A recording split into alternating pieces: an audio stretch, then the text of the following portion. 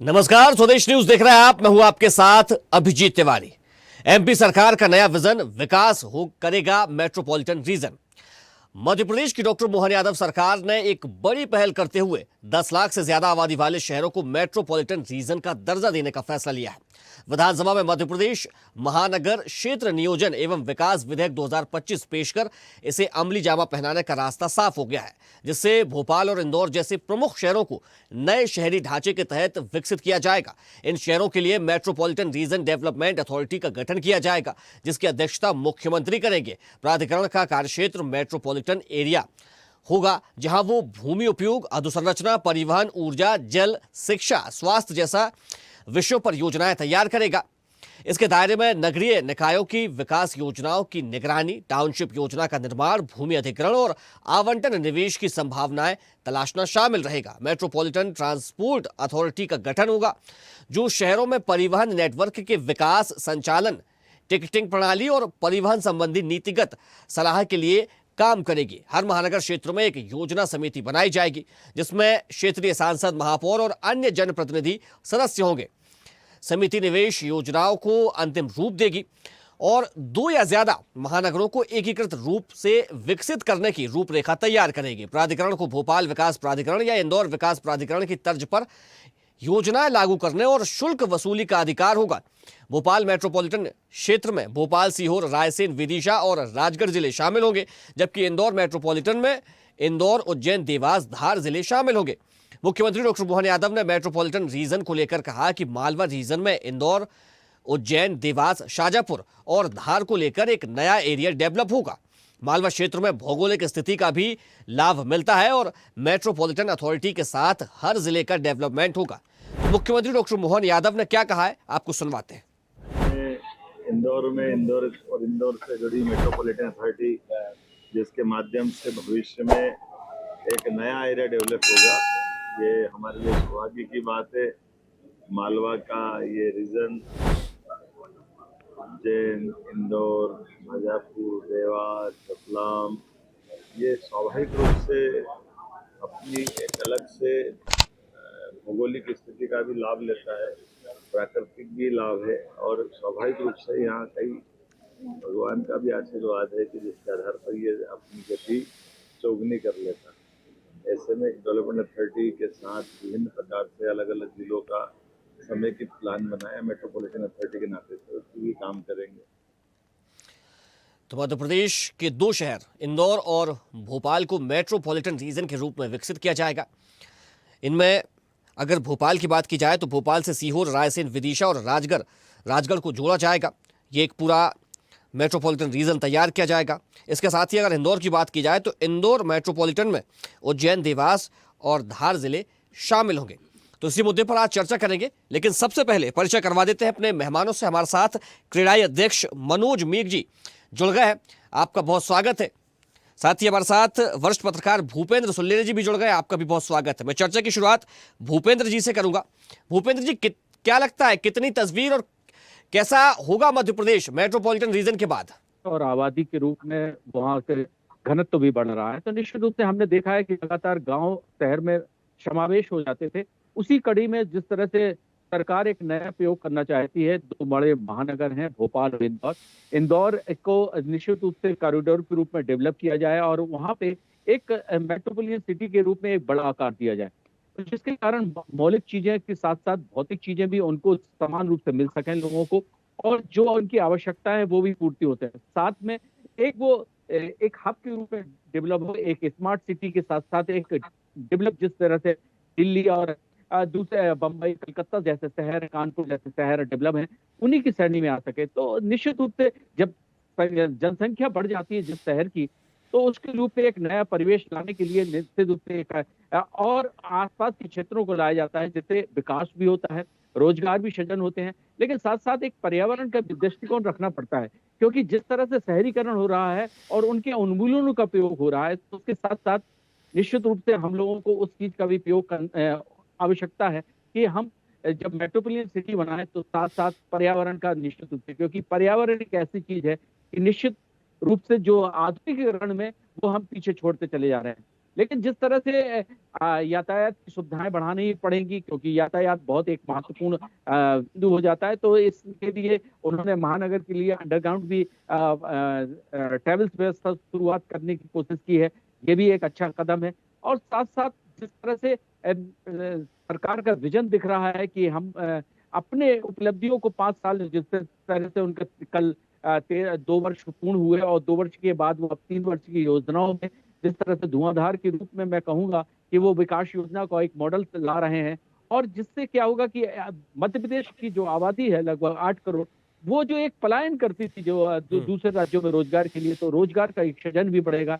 दूसरी बात, यहाँ के रूप में जो सुसज्जित जो वहाँ की मौलिक चीजें हैं और जो वहाँ की संस्कृति है, परंपराएं हैं और जो हमारे स्किल है, वो उनका उपयोग हो सकेगा।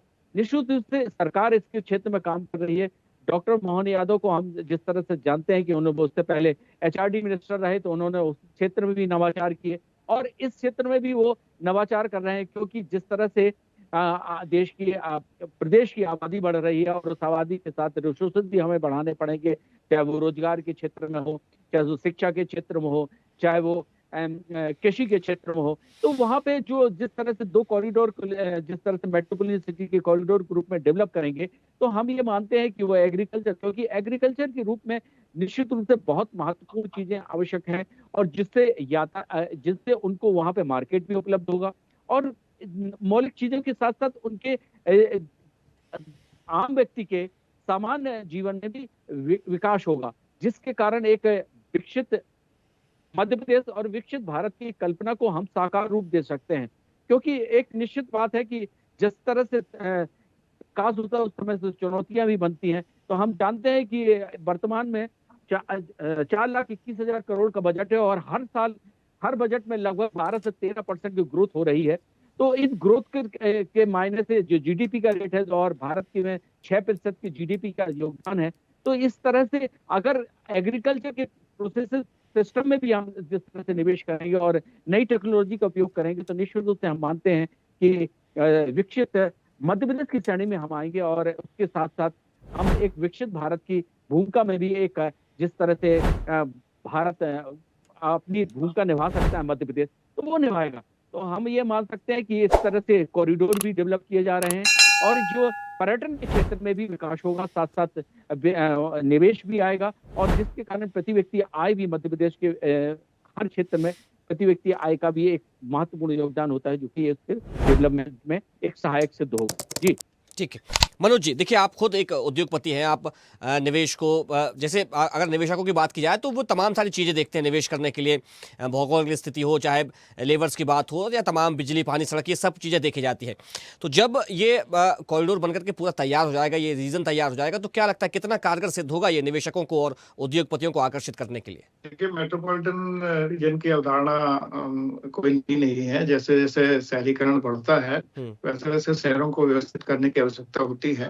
हम जानते हैं दिल्ली का एनसीआर हो, चाहे मुंबई का जो मेट्रोपॉलिटन रीजन हो या साउथ के जो बड़े शहर हैं उन्होंने जो मेट्रोपॉलिटन रीजन डेवलप किए हों, वो अपने शहरों को भविष्य के लिए व्यवस्थित कर रहे हैं। हम सब जानते हैं कि 2047 तक शहरीकरण लगभग 50% से ऊपर हो जाएगा। इन सरकार के अनुमान है। इसी के कारण नए शहरों को तैयार करने की कोशिश हो रही है, क्योंकि शहर ही ग्रोथ का इंजन कहे जाते हैं और आर्थिक गतिविधियां शहरों में ही ज्यादा देखी जाती हैं, तो उन्हें तैयार करना पहले से जरूरी है। मेट्रोपॉलिटन रीजन उसी का एक हिस्सा है। क्योंकि इन शहरों में नया क्या होगा? पहले तो जब आर्थिक गतिविधियां बढ़ेंगे, आपको मालूम है हमारे प्रदेश की पर कैपिटा इनकम जो है वो राष्ट्रीय औसत से कम है। हम शहरीकृत भी राष्ट्रीय औसत से कम है, तो हमें ज्यादा काम करने की जरूरत है। तो इसमें सभी तरह के इंडस्ट्रीज जो है, जब बड़े मेट्रोपॉलिटन रीजन बनेंगे उनको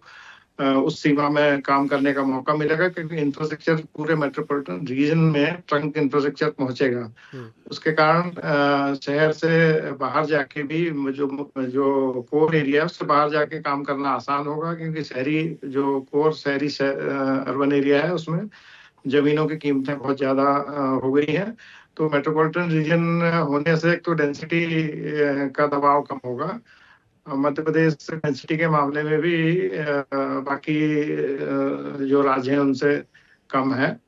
अ, तो इसका लाभ मिलेगा और आप जानते हैं कि आने वाले 5 साल और 10 साल जो है बहुत तेजी से बदलेंगे सभी क्षेत्रों में, जीवन शैली से लेके शहरों से लेके काम करने का तरीका, सभी चीजें बदलेंगी, तो हमें उसकी तैयारी अभी से करनी होगी।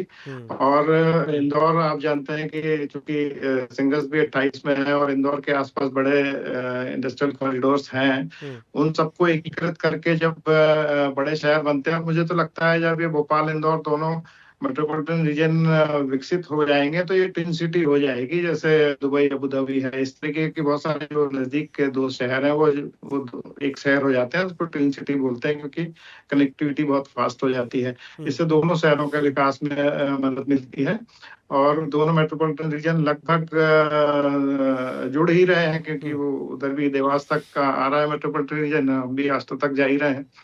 तो इसका लाभ दोनों शहरों को होगा और जो भी इंडस्ट्रियल डेवलपमेंट है वो तेजी से देखने को मिलेगा और दोनों रीजन में देखने को मिलेगा। बैलेंस जो डेवलपमेंट है वो बहुत जरूरी है। किसी भी राज्य में एक शहर को विकसित करके काम नहीं चलाया जा सकता। जितने भी मिलियन प्लस आबादी के शहर हैं सब की तरफ बराबरी से ध्यान देना होगा। तो अभी भोपाल और इंदौर की बारी है, उसके बाद में जबलपुर ग्वालियर को भी मेट्रोपॉलिटन रीजन के रूप में डेवलप करेंगे। हमें ये एडवांटेज है कि हम देश के मध्य में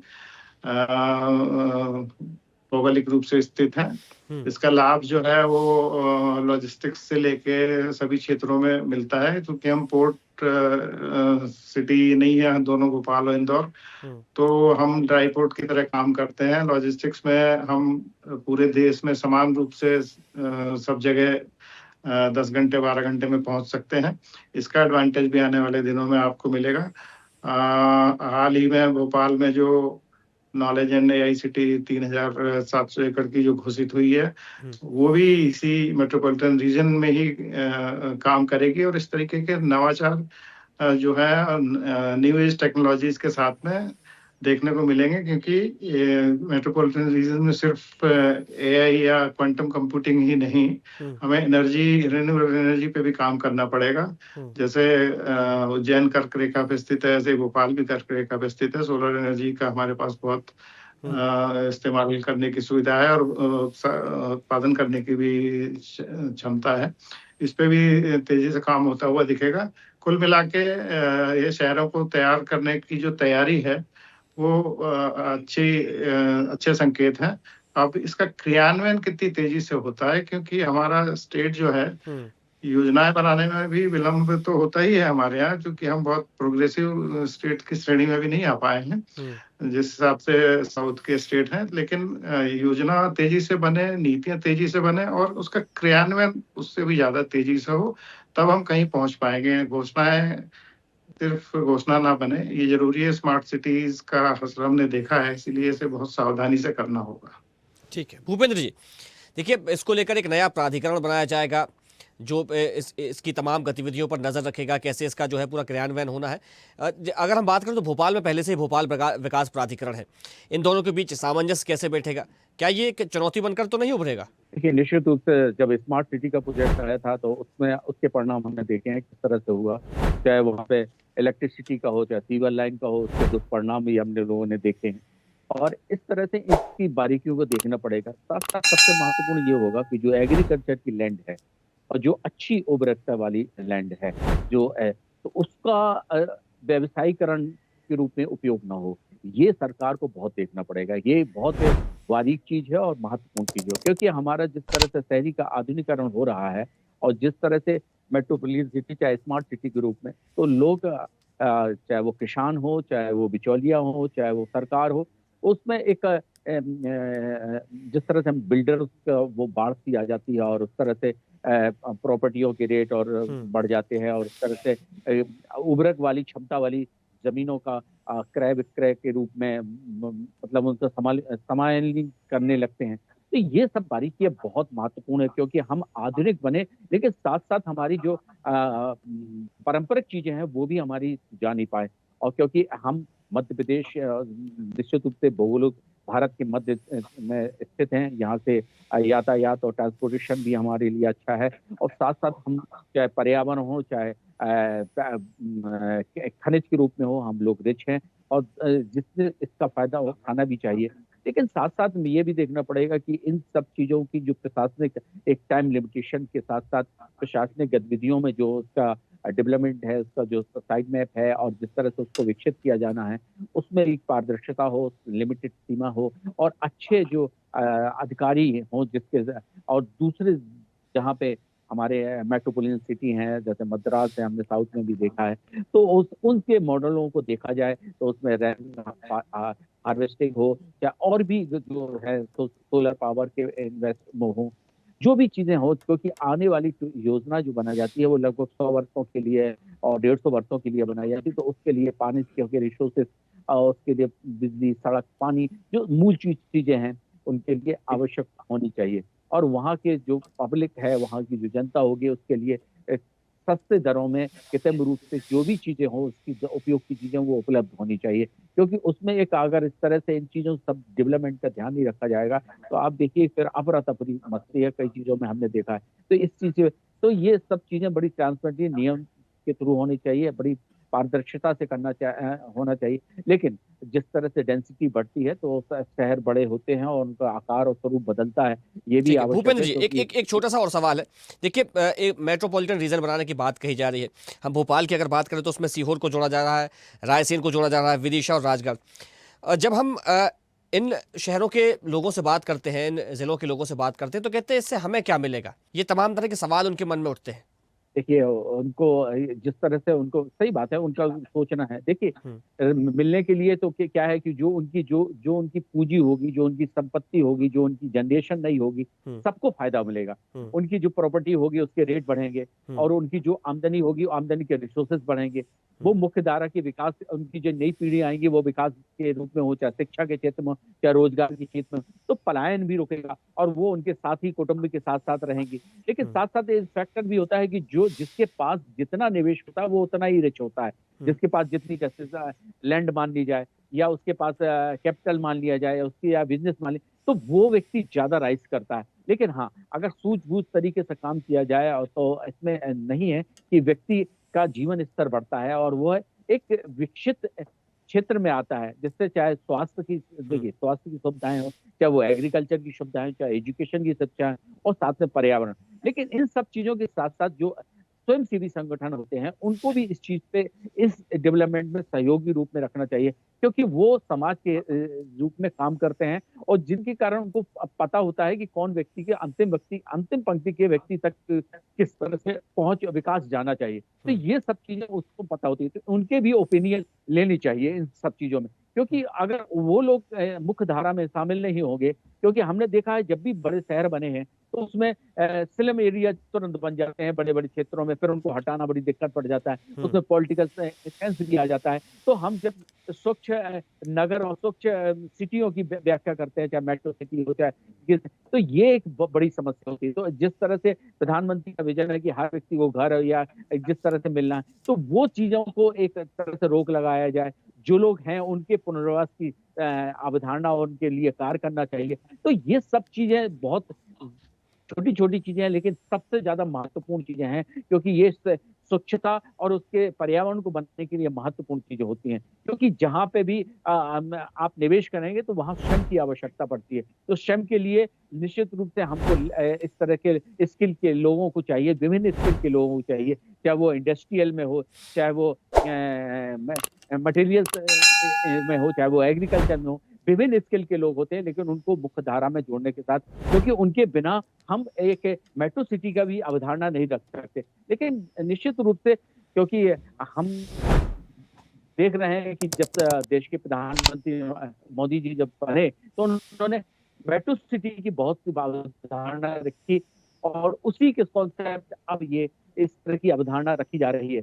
तो ये भी एक नेचुरल फिनोमेना है कि जब डेंसिटी आबादी का बढ़ जाता है तो किस तरह उसको बढ़ाने के लिए और क्षेत्रों को डेवलप किया जाता है, जिससे उसकी सीमाओं को ठीक है, बढ़ाया जाता है। ठीक। और हम्म, क्योंकि आसपास की जगह लैंड ऑक्युपाई कर ही नहीं जा सकती, तो इसलिए आसपास के क्षेत्र को लेके एक डेवलप मॉडल बनाया जाए। लेकिन सब चीजों में एक टाइम लिमिटेड और सिस्टम की आवश्यकता जरूर है। ठीक है, ठीक है, ठीक है। मनोज जी, देखिए सवाल मेरा इसी से जुड़ा हुआ है, और जो बात भूपेंद्र जी ने कही उसी को आगे बढ़ा रहा हूँ। कैसे जोड़ा जाएगा इन तमाम शहरों को जो भोपाल और इंदौर रीजन में शामिल हो रहे हैं, उनको विकास से कैसे जोड़ा जाएगा? किस प्रकार के डेवलपमेंट वहां पर किए जाएंगे?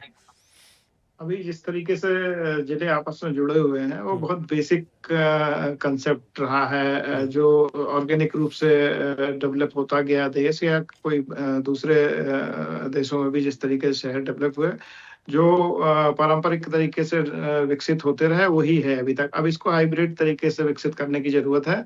अब सभी तरह का जो इंफ्रास्ट्रक्चर है वो सभी शहरों में पहुंचे, और जल्दी जो यातायात से लेके और ब्रॉडबैंड से लेके और सभी तरह की कनेक्टिविटी तेज हो, ये कोशिश रहती है। और एकीकृत जब विकास होता है किसी भी क्षेत्र का, तो पूरे एरिया में जो है वो डेवलपमेंट आता है, आर्थिक गतिविधियां पूरे क्षेत्र में बढ़ती हैं। इसका लाभ जो जैसा हमारे मित्र कह रहे थे, अंतिम पंक्ति में जो आदमी खड़ा है उस तक पहुंचता है। हम क्यों यहाँ से काम करने दिल्ली, बॉम्बे या साउथ के सिटीज में जाते हैं पढ़ने के लिए, क्यों बाहर हमारे बच्चे जाते हैं? तो वो क्योंकि वहाँ बेहतर सुविधाएं हैं। जब हमारे यहाँ पे उपलब्ध होंगी तो हमें जो है भविष्य में जो हमारी नई पीढ़ी है उसको अपने ही क्षेत्र में रह के अपने ही क्षेत्र में कंट्रीब्यूट करने का मौका मिलेगा।